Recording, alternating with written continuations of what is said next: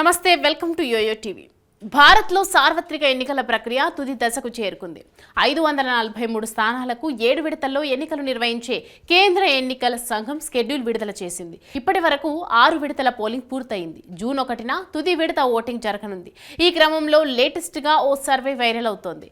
ప్రముఖ సర్వే సంస్థ times now చేసిన సర్వే ఫలితాలుగా ప్రచారం చేస్తున్నారు.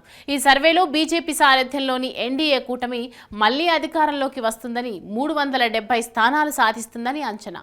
ఇక కాంగ్రెస్ నేతృత్వంలోని ఇండియా కూటమికి కేవలం 140 సీట్లు వస్తాయని సర్వే తెలిపింది. దేశంలో కాంగ్రెస్ కూటమి అధికారంలోకి వస్తుందని అంతా భావిస్తున్న తరుణంలో టైమ్స్ నౌ సర్వే బీజేపీకి అనుకూలంగా ఉండటం, అది భారీ మెజారిటీతో అధికారంలోకి వస్తుందని తెలపడం సంచలనంగా మారింది. వరుసగా బీజేపీ 3 పర్యాయాలు అధికారంలోకి వచ్చిన చరిత్ర లేదు. కాంగ్రెస్ పేరిట ఈ రికార్డు ఉంది. ఈసారి బీజేపీ గెలిచి నరేంద్ర మోదీ ప్రధాని అయితే అది సరికొత్త రికార్డు అవుతుంది. ఇప్పటికే బీజేపీ 2 పర్యాయాలు సంపూర్ణ మెజారిటీతో అధికారంలోకి వచ్చాయి. మరోమారు సంపూర్ణ మెజారిటీతో అధికారంలోకి రావడం మరో రికార్డు. ఇక వరుసగా 3 పర్యాయాలు ప్రధాని అయిన రికార్డు ఇప్పటి వరకు జవహర్లాల్ నెహ్రూ పేరిట ఉంది. మోడీ 3వ ప్రధాని అయితే ఆ రికార్డు సమం అవుతుంది. టైమ్స్ నౌ సర్వే చూస్తే ఇండియా కూటమికి మళ్లీ నిరాశే అనిపిస్తోంది.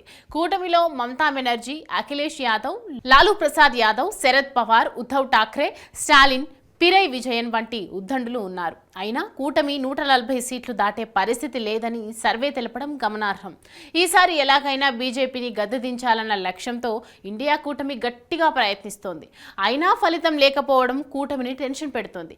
ఈ నెల 1న ఇండియా కూటమి సమావేశం కానుంది. ఫలితాల తర్వాత తీసుకునే చర్యలపై ఈ సమావేశంలో చర్చించే అవకాశం ఉంది. ఇక బీజేపీ సారథ్యంలోని ఎన్డీఏ కూటమి గెలిచి నరేంద్ర మోడీ ప్రధాని అయితే ప్రపంచంలో భారత్కు తిరుగు ఉండదు. ఇప్పటికే ప్రపంచంలోని చాలా దేశాలు భారత ఎన్నికలను నిశితంగా గమనిస్తున్నాయి. ఇప్పటికే మోడీ విశ్వ గురువుగా కీర్తించబడుతున్నారు. మరోమారు ఆయనే ప్రధాని అయితే ఇకపై ప్రపంచ దేశాలు శాసించే స్థాయి నుంచి అర్చించే స్థాయికి వస్తాయని నిపుణులు భావిస్తున్నారు. మరి టైమ్స్ నౌ సర్వే ఫలితాలు ఏ మేరకు నిజమవుతాయో తెలియాలంటే జూన్ 4 వరకు వేచి ఉండాలి.